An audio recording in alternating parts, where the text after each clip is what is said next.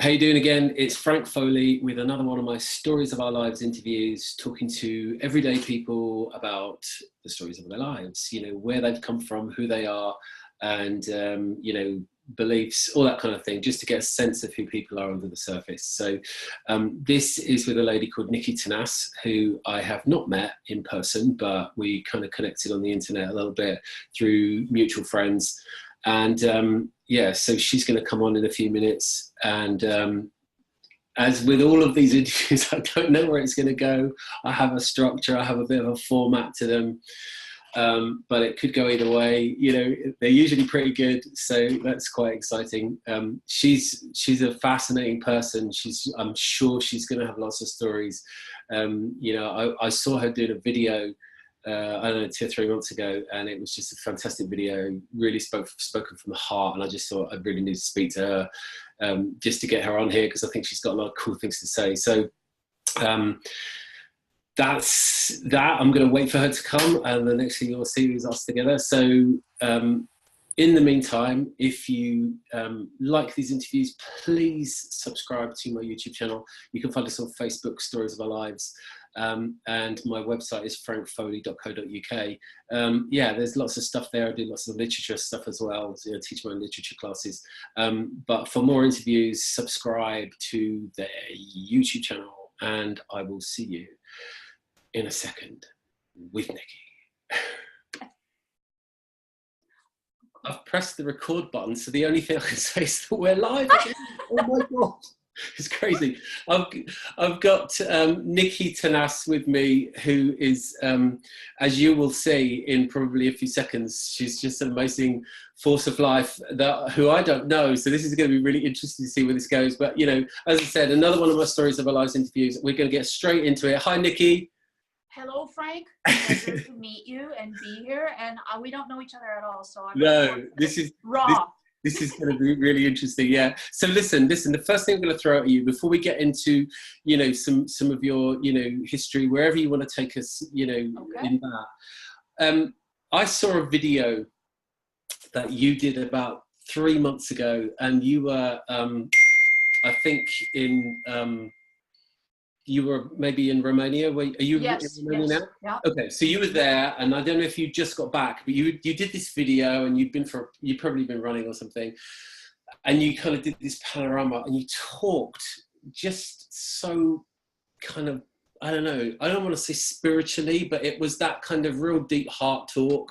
You did this video and you did this panorama, and you were like, this is so beautiful. I want to try. It was that genuinely you were trying to convey the beauty of what you were seeing, and then you kind of told the story of why you were connected to it.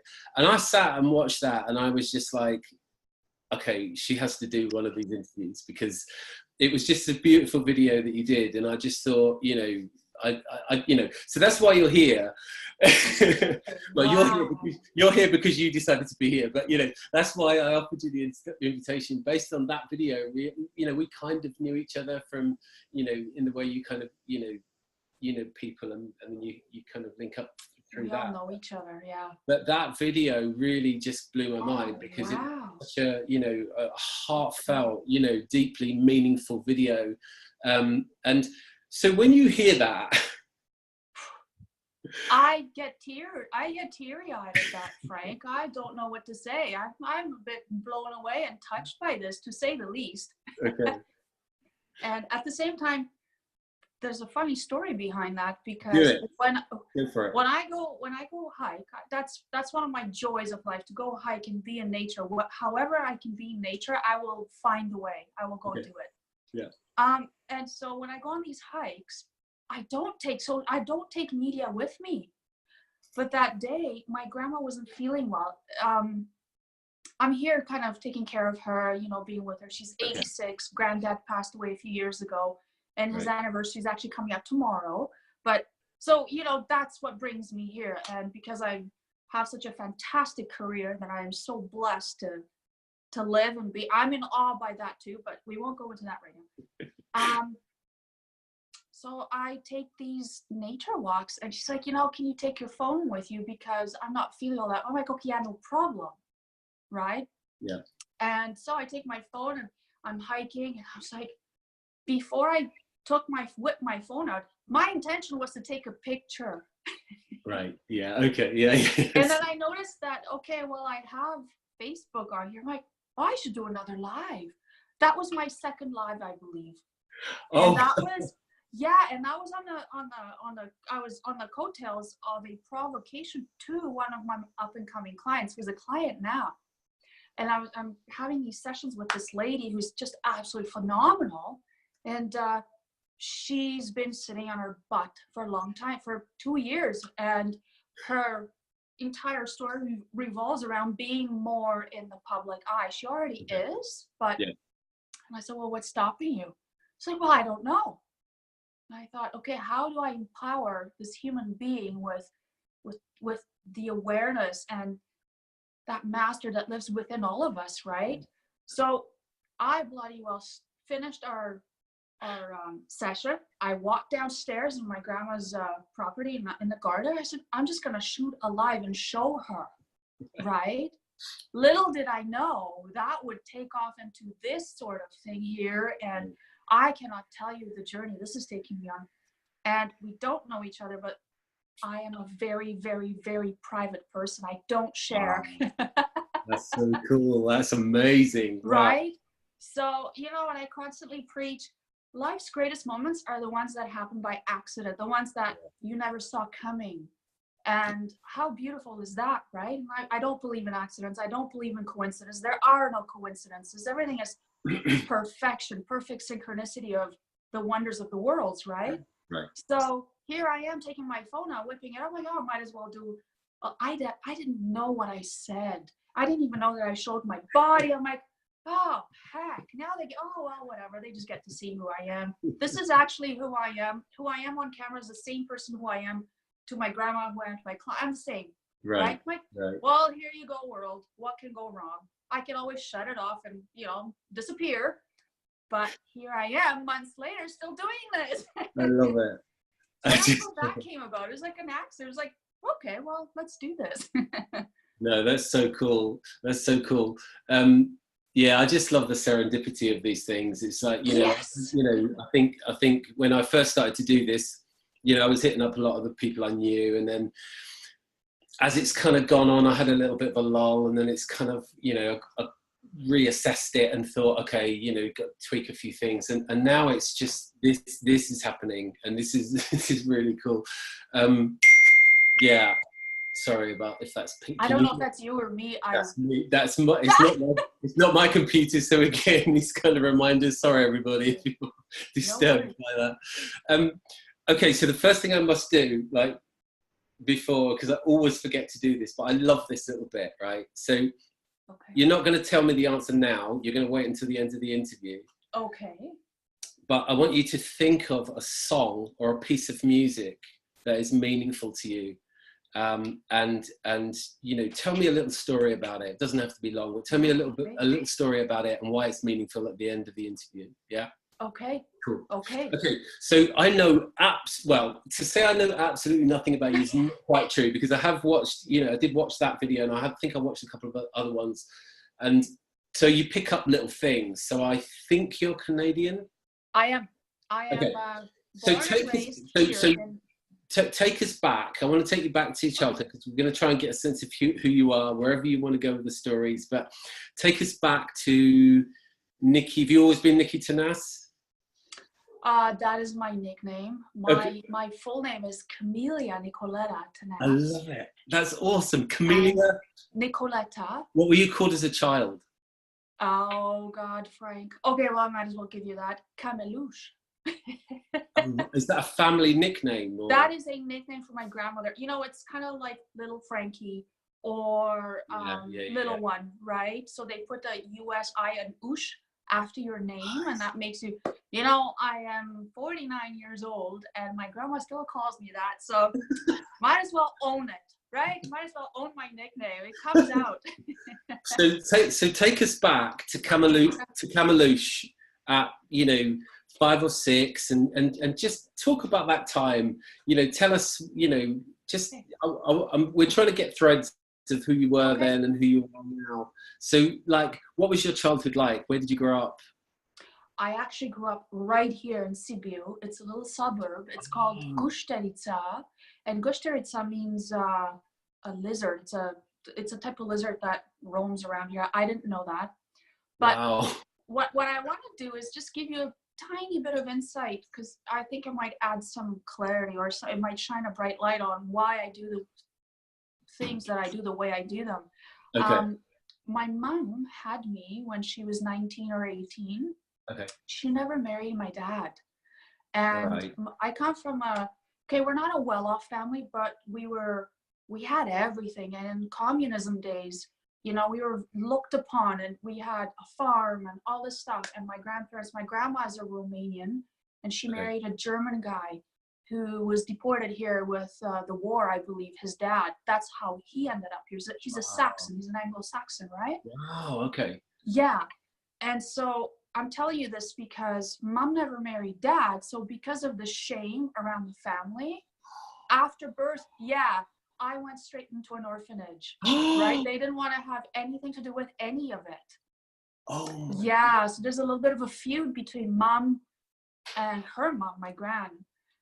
So I stayed there I never knew this until maybe 11 or 12. Actually, no, 13, 14, I found out all this stuff.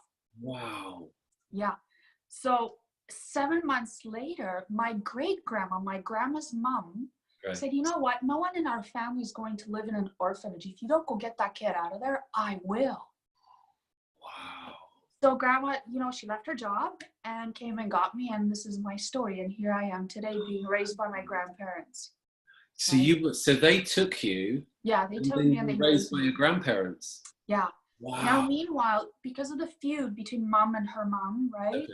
She left home, and she found her own way in life and met this guy, Cornell, who happened to be my stepdad, and married him a year later, right? Had 2 kids. Yeah. But we lived in different cities, right? I did not know she was my mom. I had no idea. I always knew something was weird because, communism, well-off family, always worried about the exterior and appearance, and we can't, we have to look a certain way. We're not rich, but we're well off, and we have a status to uphold, right? So maybe that bit of it, I think that gave me a lot of answers for me as to why I live the way I live, because I absolutely live without a care in the world. I don't give a rip about people's opinions. I never did. And I'm very bold, in your face. And I found that to be a quality because that harmed me in my earlier years, right? So I'm going to press into that because that's fascinating to me. So when you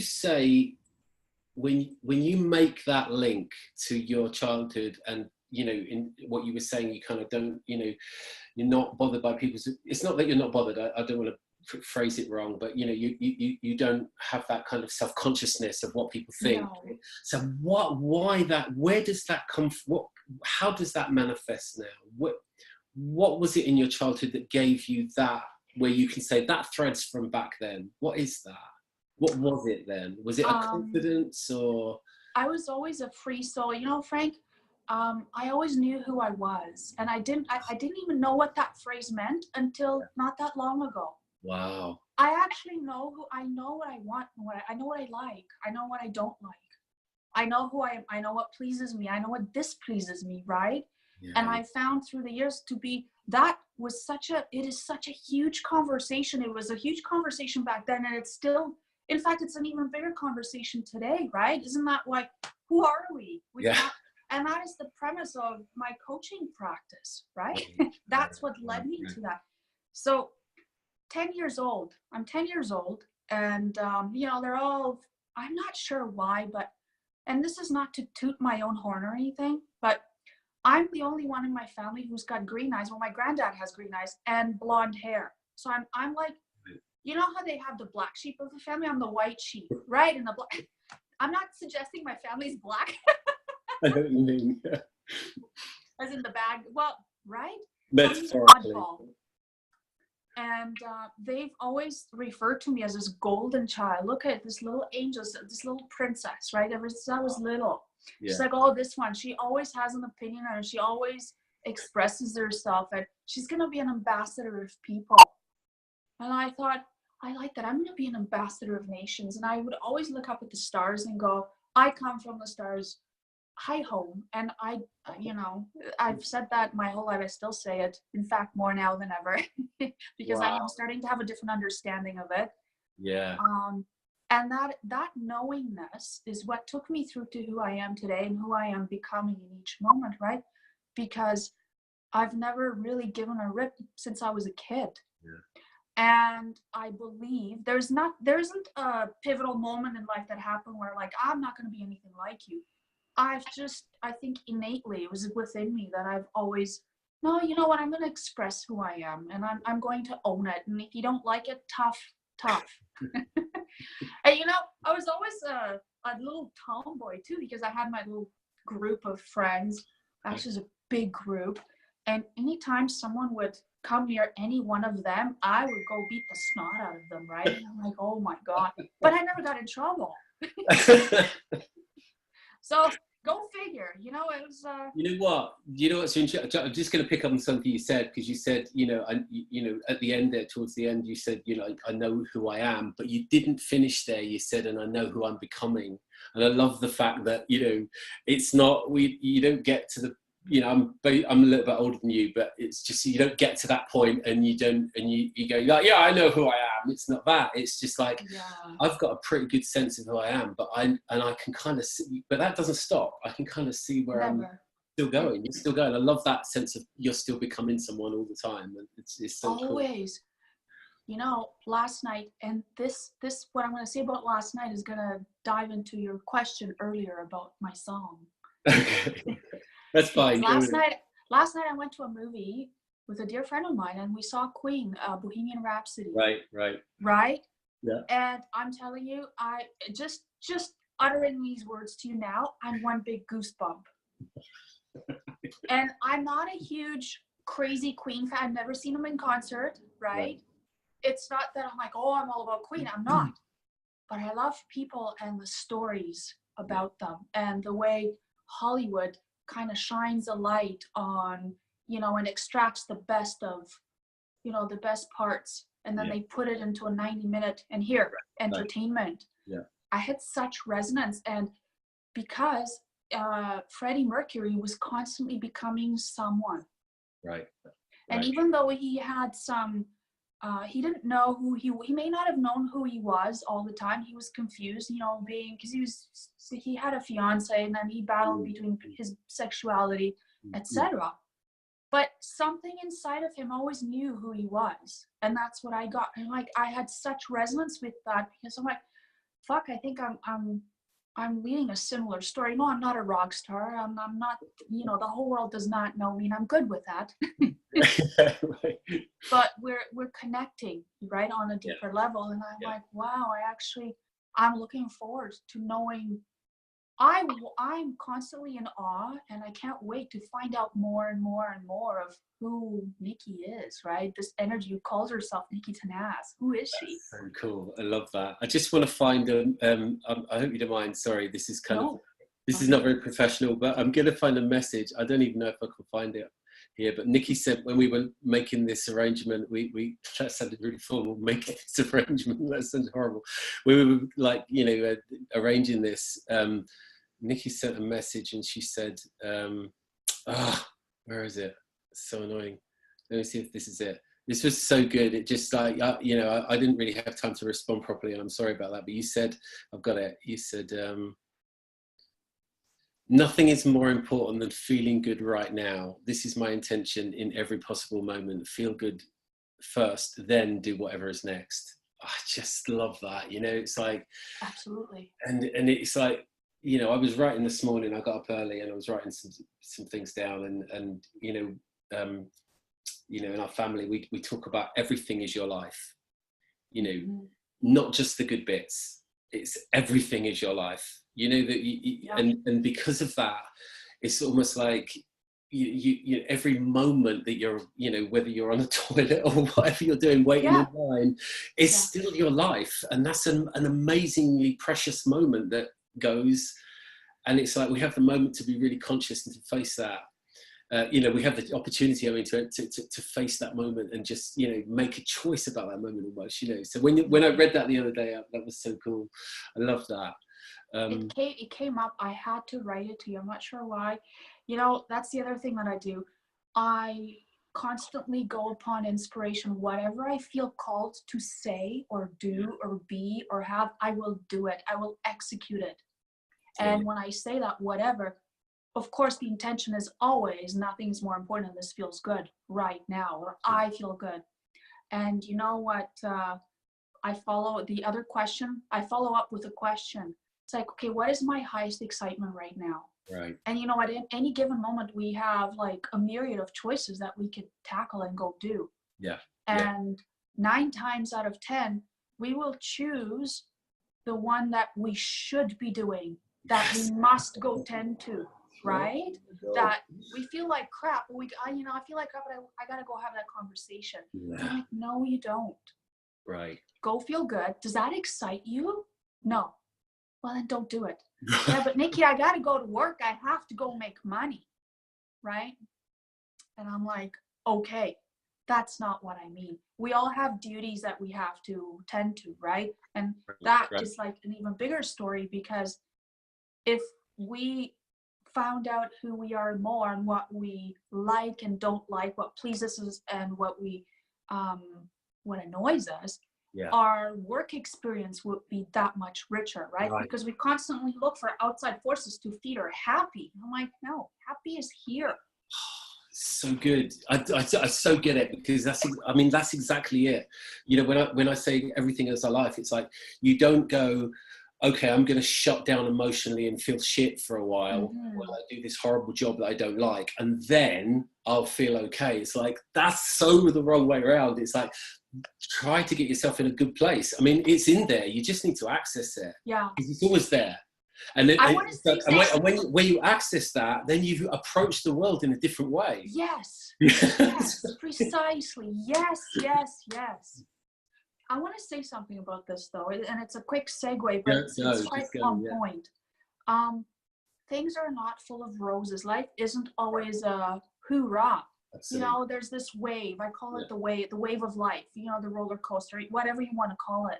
Yeah. And it's about allowing yourself to feel whatever it is that you're feeling in that moment. Yes. That is happiness. Yes. You know what? I have a good friend of mine who just passed away a few days ago from cancer. And we haven't seen each other for a long time, but we were army friends way back. We were best friends. I knew she was struggling with this. Yeah. And so I found out, and it's not a nice feeling. I have a different outlook on what death is. But it's not a nice feeling. So you know what I did? I allowed myself for one day. I'm like, you know what? Today I'm going to dedicate to feeling whatever it is that I'm feeling about my friend Des. Yeah. And then I'm done with it. Yeah. And it didn't even last a day. It only lasted a few hours. Right. You know what happened in those few hours? As soon as I let go, I'm like, okay, I'm done. She appeared. Her spirit appeared all around me, because I would start saying her name, or there was something that would come on my feed and it would be something about us. I'm like, isn't that interesting? Wow. Right? The moment you release and you surrender to all that is, look at all that is comes to you all the time. You just got to receive them. Receive. Yeah. God, whatever name you want to give it. Yeah, absolutely. Yeah, that omnipresence that we're all bound by, right? I love that. Okay. Just so good. I love that. Listen, let's follow through. So we got to about 10, and I want, and it's fascinating because you outlined yourself beautifully, and I love this idea of what was your name again? What was it? What was the name? Kamelush. So Kamelush is there, and she's a bit of a tomboy, and you kind of like threaded it beautifully through. But take us through, from 10 to when you become an adult, and how, I'm fascinated, like where did Canada come in, and just like take us through what happens next. Well, I'm living with my grandparents. I'm attending German school because we had a choice. Okay. I'm just a normal kid. I sincerely had the most beautiful childhood. I had everything I've ever needed and wanted. My clothes were tailored. You know, we would get material from, I don't know where, not this country, probably Germany. And I'd had, you know, I walked around in tailored clothes. I was just this little princess, the only kid to have a bike, that kind of stuff. Right. Paint a picture. Yeah. Only child, right? Okay. Meanwhile, I find my mom, well, this woman who's my grandma's daughter, comes over with these two little ones. I don't know who they are. I never even asked. And they come and visit, right? And we spend some time together. You know, we just cohabitate, whatever. And then they go back to their other city. And then one day, I'm rushing off to school, and I'm like, okay, bye, see you. And Grandma's like, are you not going to say goodbye to your mom? I'm like, pardon? So I said, okay, bye, Mom. You know, and that was it. Now I'm going to fast forward to 13, just before I immigrate to Canada. My stepdad he was hustled by the Securitate. These are the Communist Party. I'm not sure what happened, but I think he tried to defect the country when he was 18 and he was caught and they threw him in jail, right? Wow. So he was managing a discotheque in a different city, and they would come around and not pay. So he's like, hey, listen. And then the guy's like, do you know who I am? Yeah. I'm the guy that I'm going to make your life a living hell, and your wife and your kids and the other ones, right? 10 months later, he was gone. He left the country. He defected. So what happened was he swam the Danube with his best friend. Yeah. Didn't tell a soul. Mom didn't even know. And they caught them. Well, they caught his best friend and shot him dead. And dad made it, right? Stepdad made it. And then he walked. You know, he made it all the way across. What's at the other end? Hungary? He made it to the other side, and then he walked for 2 weeks until he reached Austria on foot. Wow. Yeah, crazy guy. It's just a different life, isn't it? I mean, it is a different life. And you're talking about survival, aren't you? You're talking about literally your life. And he said he was sick. He didn't give a shit. He ate grass, and he had nothing, right? Just the clothes on his back. Yeah. Made it to Austria, got political asylum, you know, was thrown in a camp. And then I think this is 1981. And then a couple of years later, he got a choice to go to 5 countries. I think it was the NATO allies at the time. Okay. And he chose Canada, right? Wow. So he migrated there. My mom and my 2 brother and sisters, they followed suit a year later. So 82. And then in 1983, when I was 13, or turning 14, whatever, they asked me if I wanted to immigrate with them, like if I wanted to go, because the communistic regime here was getting worse and worse and worse, right? Yeah. I remember, you know what, Frank, I know what it's like to be woken up at 4 a.m, to go down the streets to the local store and wait in line until 6 a.m. to get a stick of butter and bread, warm bread, you know, that kind, and rations. Yeah. So jeez. That, and we had everything. We had cows and pigs, and so we were milk, whatever. We still needed your rice and your etc. Right? Meat. Yeah. So Grandma's like, you're going. If you want to go, you can go, but we're not going to make you. I instantly said yes. I wanted to go. Wow. So now I'm just going to recall a little bit between 10 and 13. I knew what I wanted. I knew I wanted to be an ambassador of people. I didn't know what that meant. I knew I came from the stars. I made a list of the things that I wanted to do when I grew up. Right. And the reason this list came about is because my granddad was an electrical engineer, and he wired in a second channel. Here we only had 1 channel, so then he wired a second one so we can have outer TV, as in from outside the country, right? Yeah. In that, we got to see, it was for soccer, so we can see, football, right? Because they wanted to see football matches. But along with that came TV shows like Dallas and the Streets of San Francisco and Elvis movies and the Flintstones. And I was just glued. I'm like, oh my God, there's a whole other world out there. So I started making my list. I'm like, I want to go climb to the top of the Eiffel Tower. I want to visit the pyramids in Egypt. I want to go dive in the Red Sea. I hadn't heard about the Red Sea. I didn't even know what that was. You know? Yeah.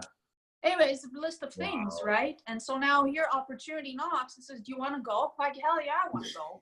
Of course. At 13. Wow.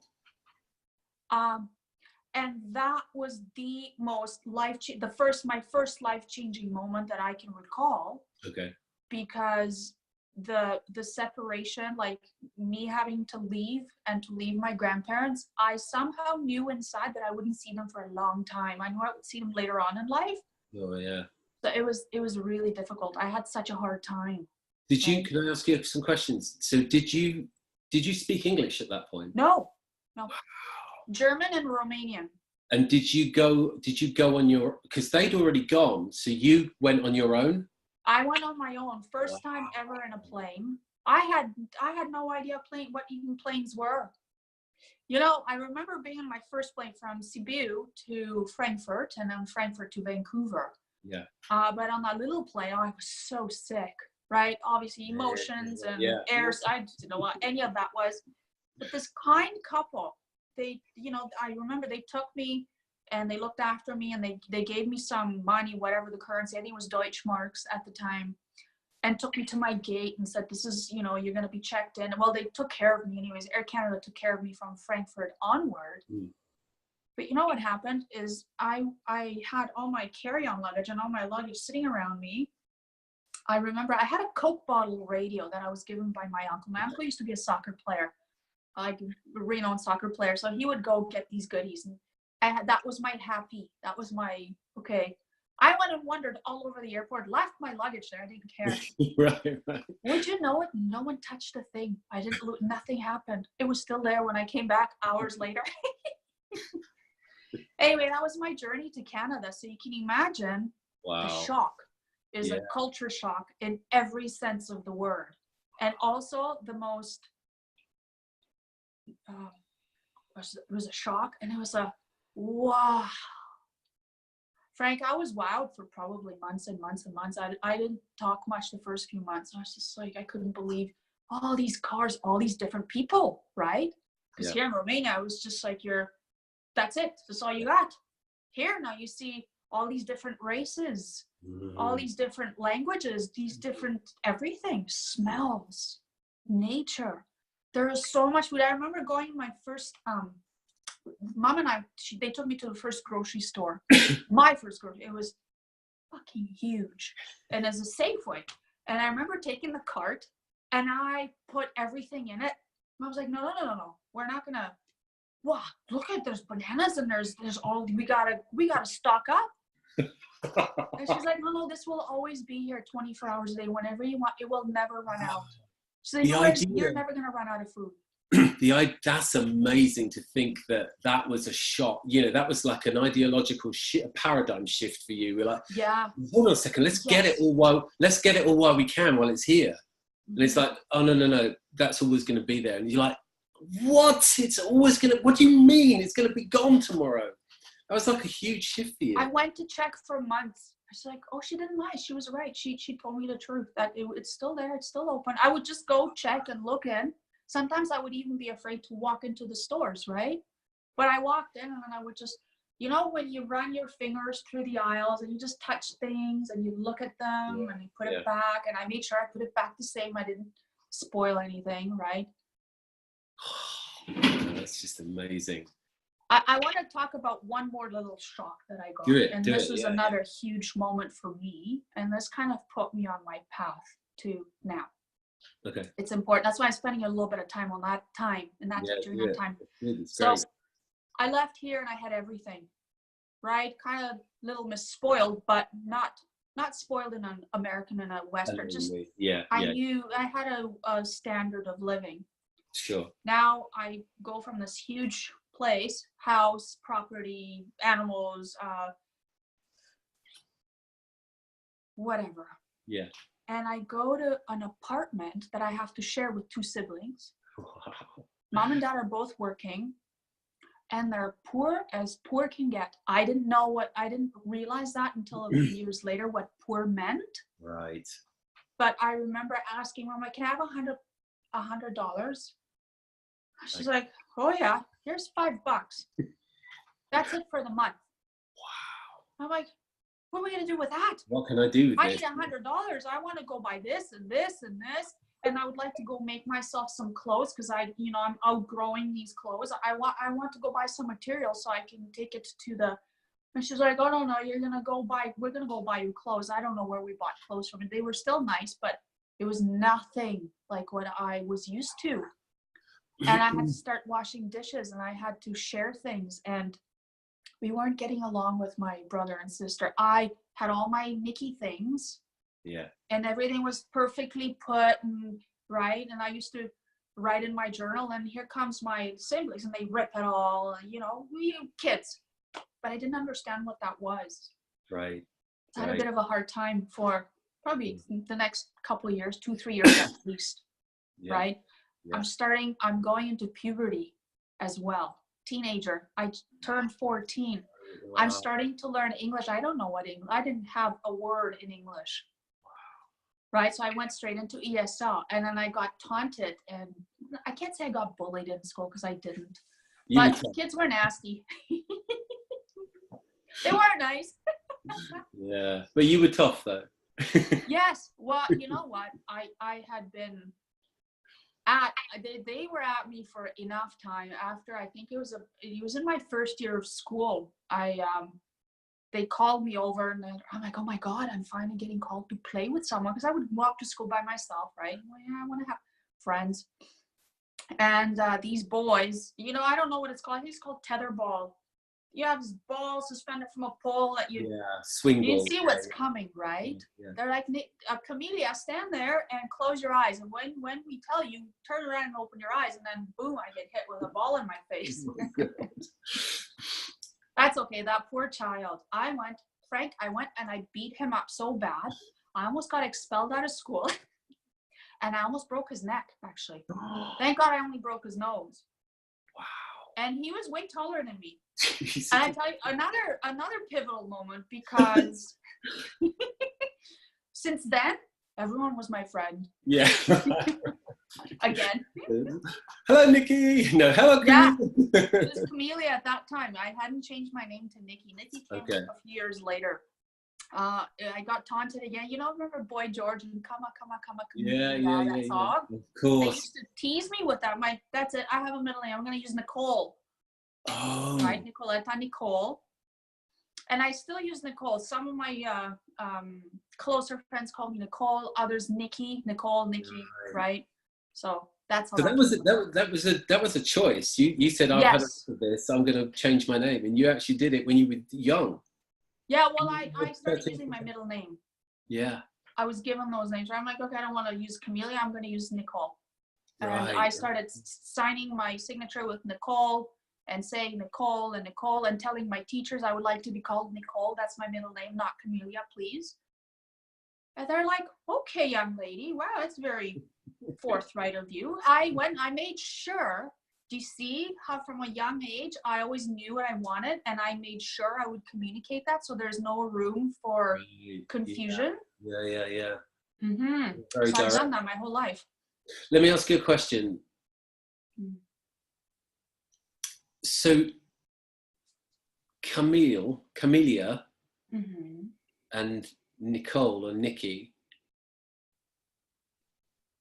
are they the same person? I think they are the same person. Camellia is someone, good question. No one's ever asked me that before, Frank. I think Camellia is someone I referred to when I was little, someone who is little, and Nicky is she grew up now. She grew up into Nicky. Yes, that's so good. Oh my God. Wow, thank you for asking me that. If I may, I'm writing a book about myself, and brilliant. I've hit a crossroad. Okay. Because it's almost all written. I just have to put bits and pieces together. Yeah, sure. I would like to add this bit in here that you asked me, and I'm going to reference to that, if that's okay with you. Absolutely. Is it okay to mention your name in it? Yeah, of course. Okay. Yeah. No, that's, definitely. Yeah. So the word that keeps coming into my head, because I feel like we've got a really good insight to you as a kid, and that's fascinating. Right. We've been speaking for like 30 minutes or something, so we can only get a snapshot of it, But it's wonderful what you've said already. But the word that keeps coming is the word you've said a couple of times, and that's what I'm fascinated is ambassador. So how? Because I don't know what you do or where you go. So how does that play out into your adult life? Well, interesting. My dislike for my new home life led me to join the military when I was still in high school. Wow. Oh my God. Right? Because, all the universities came to pitch. This was high school, right? They came to pitch us. I skipped a grade because school here was so advanced. I didn't learn anything until about grade 11 or 12. And it was in grade 7 that I immigrated. The only thing I learned was English. So that's how I was able to master my English skills, right? That's all I'm focused on. And the military came and said, that was one of the booths at the job fair, and said, oh, you will go away for the summer and we'll pay you a couple $1,000. I'm like, sign me up. So then I started a military journey for 10 years, right? That was the next 10 years of my life. It was in the Canadian Reserves in Communications and Electronics. Wow. And that led me to, I did some NATO tours. I came to Germany and did a couple years in Germany and traveled all over Canada and just did a bunch of, you know what, Frank, I felt like I was a fly that just always landed on these cool spots and just lavished in it, right? That also led me to a really cool gig. I call it a gig because that's what it was. The Clinton-Yeltsin Summit in 93 that happened in Vancouver. I was here in Germany, and then I was shipped back to Canada to get my promotion to Master Corporal, right? They wanted to accelerate it. And I'm like, no, it's okay. I'll wait till the end of the tour. They're like, no, come now. See how life just kind of takes you places? I go there. Meanwhile, this guy from External Affairs walks in and says, hey, I need a couple soldiers to help me for 3 weeks with this conference that's coming to Vancouver. And the colonel looks at me and says, do you want to do this? Because you're here, you're just getting promoted. There's nothing for you to do. You want to go? I'm like, sure. What am I doing? Yeah. Well, I got to go meet President Clinton and Yeltsin, and I got to have tea with Gorbachev. And, wow. And I found myself in the company of these amazing humans. And I thought, well, ambassador of people, what does that mean? Right? And then I was talking to Mulrooney, our prime minister at the time, Brian Mulrooney. And I'm like, what is political life? What is it like to be a prime minister? He says, why do you ask, young lady? You want to get into politics? I'm like, I'm not sure, but I know I want to be an ambassador of people. I don't know what that means. Right. Right? Yeah. And this is at a cocktail party. It was a thank you, for making the summit a success for all you people that, were part of this, because I was part of the summit's management office with External Affairs. Wow. And I can't recall what he told me, but what I do remember is I want nothing to do with politics. So this has got to be something else that I'm doing. Wow. Yeah. That kind of changed the course of things for me, right? I'm like, okay, well, I think 3 years later, I left the military because now I wanted to come back to Romania to visit my grandparents because they were getting old, right? Right. And I couldn't enter the country because they were still under communistic regime and it was a listed country.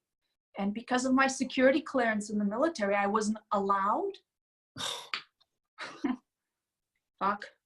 Wow. So I left the military, and by then they were no longer communists, and there was a revolution that happened here. It didn't matter, but it was the next step, next part of my journey, right? And Frank, from that point, 96 onward, up until probably like 8 years ago, I just went in search of something. Right. And it wasn't, maybe it was to find me, but I always knew who I was. It was to find the meaning, that meaning that you just asked me. It's like, what does that mean for me? How can I make an impact? How can I live a life of significance? Because I feel that I'm meant to do something significant in this life. And I feel that I matter, and because of me, the world is a better place. I'm telling myself these things many years back. Right. Right? So, life leads from one thing to the next. I think I've had every fucking career in the book that you can name of. I worked at airport operations. I did security. I taught. That's one thing. When I started teaching the security course, because I taught in the military as well, I was high enough in grade to teach basic training and my trade. Yep. And I'm like, oh, I'm really good at this. They kept telling me, wow, you're really good. They listen. And my failure rate, they call it a failure rate, was next to zero, like next to 1 or 2% only, not even. Yeah. And they're like, you'd be a fantastic teacher. Well, fuck, I wanted nothing to do with teaching in traditional school. I even went to explore that. Yeah. You know why I didn't go in that direction? Because I always had the impression that, I'm less than because I don't have a university degree. Okay. Yeah. I don't have one. I have military college. I got the military to take me through college, but it was communications, but it's not a degree. Right. So I'm like, I'm not going to qualify, so I'm not going to go in that direction anyways. Plus, they don't pay enough. And these teachers, I feel the people, even today, especially today, the people who are teachers are the most fantastic, giving humans. You have to be a special person to be able to do that job and do it well. Sure. Not just something to go to a job and get paid. You have to do more.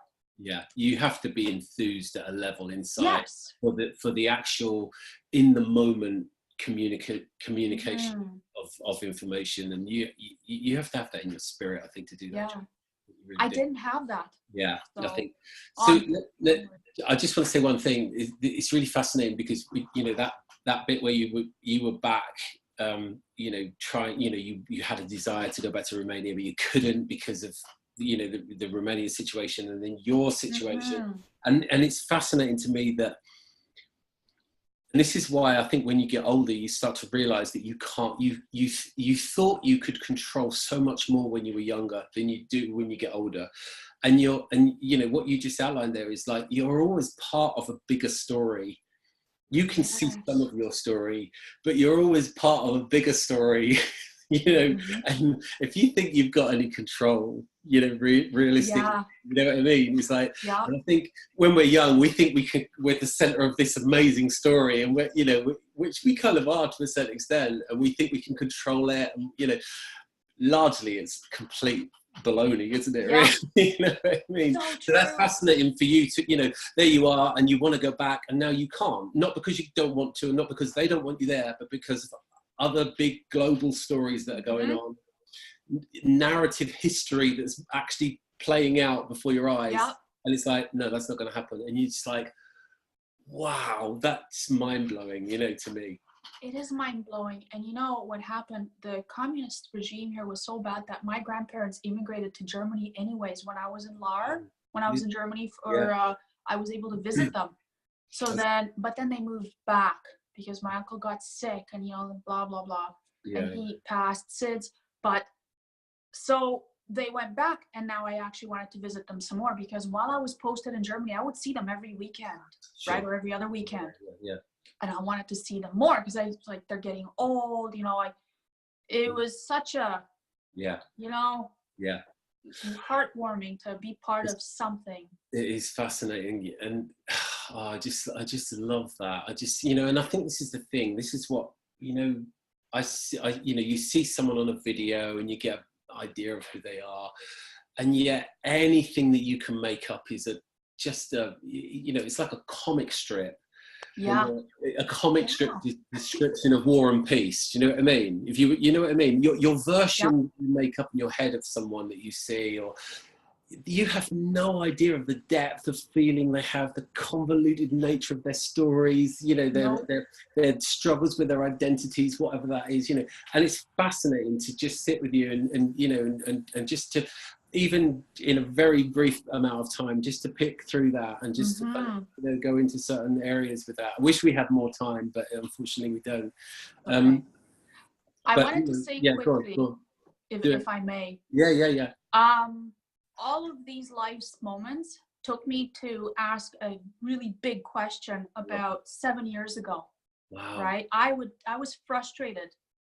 Okay. And I had owned companies and they failed, and I had gone through a bunch of things, and I said, okay. So I went out to a field where I was living, and I talked to all that is, to the gods and goddesses, to the stars, to life, to I don't know what's out there, even aliens. I'm like, whoever's listening, listen up. Yeah. And I said, listen, well, this is what I want to do with my life. I want to be an ambassador of people, or an ambassador of nations. I want to inspire people, because I think I have something really cool and good to give. I want to create a life for myself where I don't have any overhead. I'm tired of overhead. I want to be able to work from my laptop and anywhere in the world. So good. And I want to make 6 figures doing it. So you create a way for me to do that, and I will be forever in your gratitude. Right? And I got my answer within a few days. Wow. Yeah. And 2 months later, I had my first client. I'm just going out to the field. Hold it. I'll be back in a minute. Yeah. Seriously, you asked and it came. That's pretty cool.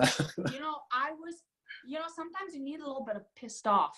Yeah. To drive you in that direction. I'm like, damn it, I know what I want. Just show me the way and give me something that I know I'm on the right path. I knew I was on the right path by the way that I felt. I was one big goosebump, right? The goosebumps came up again.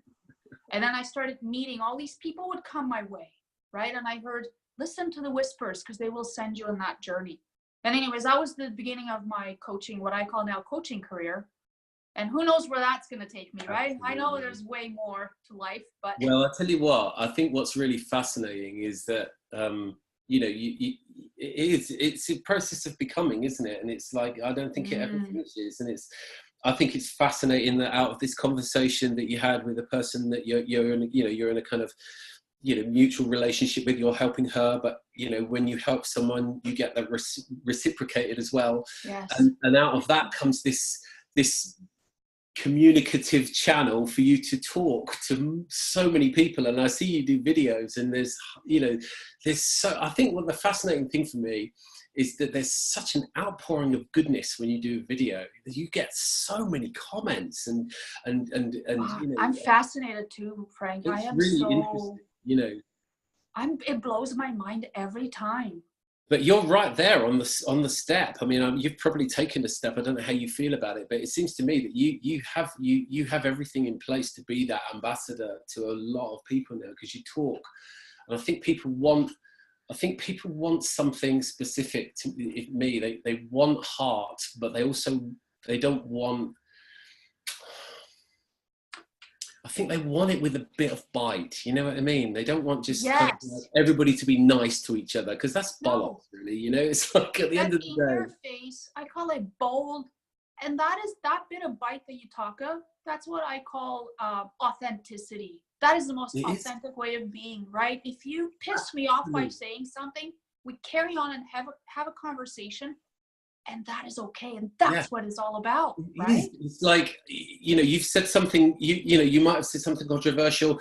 I'm offended now, and I'm not going to speak to you anymore. That's completely the wrong way to go about life, isn't it? It's like, okay, you said something I'm not sure about. Now we need to talk that out, because I need to understand what you specifically mean. Mm-hmm. And then, and if I still don't agree with it, then we can talk about why. You know what I mean? And that conversation keeps going. I think that's how I see it. Listen, we're rapidly running out of time, and I really want to get to these questions, because I think I'm looking forward to this, because this should be quite interesting. So I'm really fascinated about, and this conversation really just is a great example of it for anybody watching. Because I don't know the answer, but I love listening to people try and answer it, so it's great. So I'm interested in human flourishing. I think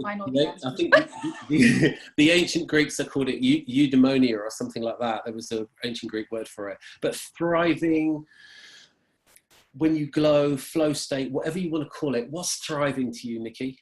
What's thriving to me?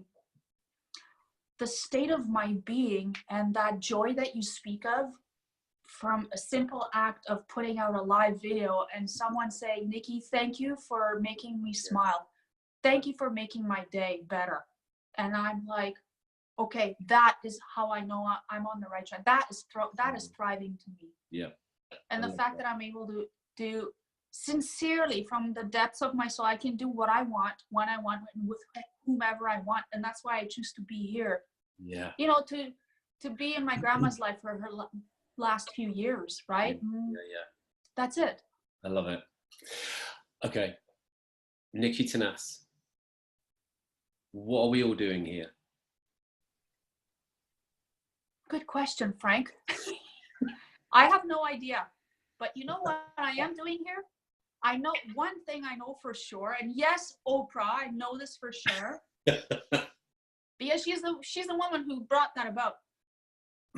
I am part of the greatest story that ever existed and will ever exist. And that is living here on planet Earth. Really? That's our greatest masterclass as far as I'm concerned. And also the greatest story because the entire cosmos is focused in and they're curious about who we are and how are we able to achieve such amazingness out of so many we have so many limitations that we place upon ourselves, and we do it with our thinking. Nobody does it. No one's holding a gun to our head. So absolutely. I love that. Beyond that, I don't know anything. Okay, these are fill in the gaps. Okay. So there's 3 or 4 of them. Pressure comes from too much thinking. Yes, I think that's so good. Okay. Success is that warm, fuzzy feeling in my belly.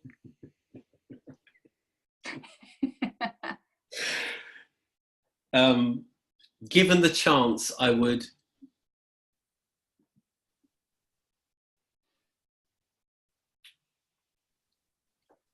have started what I'm doing now earlier. Oh, I love that. Yeah, no, I get that. I totally, that resonates with me. In the end, it all comes down to, did I live? Did I love enough? And is it of significance? Did I leave something behind to help another human? Awesome. Nicky, as it stands, do you think you're winning? Oh, I'm winning every day. All the time. I don't know what I'm winning, but it sure feels good. So I know I'm winning because it feels good. Nicky, if you had a chance, would you edit your story? Never. Love that. I am who I am. I am that. I am here and now. That's all I can ever be, nothing else. Nicky Tanase, do you know who you are? I know who I'm becoming. Yes. Okay, listen. Not many people know this because it's quite a secret, but apart from being a poet, a bit of a poet and a writer and just a bit fluffy, I make small time machines, single-use time machines. Yeah, and I let people who do these interviews have them. But I want to send you back to when you were a child and you've only got about 30 seconds and you can have a chat with Kamalush. Yes. You don't have to share it, but I'd love to know what you might say to her. Relax, kid. It's all gonna turn out. And go enjoy more. Just enjoy it. Relax. That's it. That's what comes to mind now. That's so good. That's so good. That's all it needs to be. I love that, Frank. Thank you. I love that. That's one. my favorite question of all of these things. So I think I've covered all the questions that I've written down. So I'm going to ask you to tell me to share your song, if you could, Nicky, and a little story about why it's meaningful, if you've got one. I have so many songs that are meaningful to me because I'm a little closet musician and I always consider myself singing up on stage. And I know that's people's ears would bleed, but it's my little fantasy. But there's one thing that I can say to you that came to me last night when I watched Queen's story. And I had such resonance with Bohemian Rhapsody. Yeah. It has always been, through the times, one of my favorite songs. And you know, last night, for the first time, I got to understand what the lyrics meant, what the lyrics actually mean. They go into that in the movie? Yeah. Wow. Well, you get to know who I did not know. Freddie Mercury was, his parents were from Pakistan. I didn't know that. And I didn't know what Bismillah meant. All I knew is that it was a God bless for the Muslim, because I used to date someone whose dad was Muslim, right? So I knew that. I'm like, how did that get in the story? Or how is that going into a song of a bunch of, right? Yeah. Well, it's Freddie Mercury's history. It's where he comes from. So he put, you know, that man, the way he channeled his music, the way it came to him, is such a beautiful expression of being. And the way he channeled the song, how he would just upside down laying in bed, and he would put his hands on the keyboard and start, right? And he would get teary-eyed, and you could see all these emotions that he's feeling as these words are coming to him, and he's writing them down, and he's starting to sing them. Right. And there was like a rock version of it, and then the Scaramouche, and it was like a little it's an opera, it's like a pop opera. Yeah. You know, it's his background. He comes from such an eloquent family. So it's the fusion of two worlds, and that I kind of see myself in that, because I'm fusing of worlds together all the time.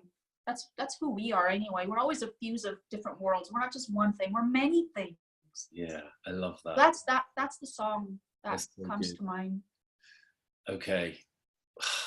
Well, it's been a brilliant hour. I'm going to ask you one more question, Nicky. Is there anything else, Nicky? Well, how long have we got? You said time's up. I'm sure we could sit here for a week. There is one more thing I'd like to say, and this isn't a plug-in or anything, but I know a whole slew of people who would want to be in on this conversation. Wow, that's fantastic. I mean, share. I mean, you know, I can see myself do. This is not monetized or anything like that. This is just something that I developed it on a whim, and I love doing it. And I just feel like I'm making a kind of library of people's stories. That's all it is. And I just feel like now it's going to go on and on and on. So I'm willing to speak to anybody, you know, and all I ask is that, you know, if when I publish it, you know, because I'm going to share it, we record it and then we share it, is that, you know, just if you share it and I mean, if people got contacts, so I would love that. Put me in contact with anybody. That'd be great.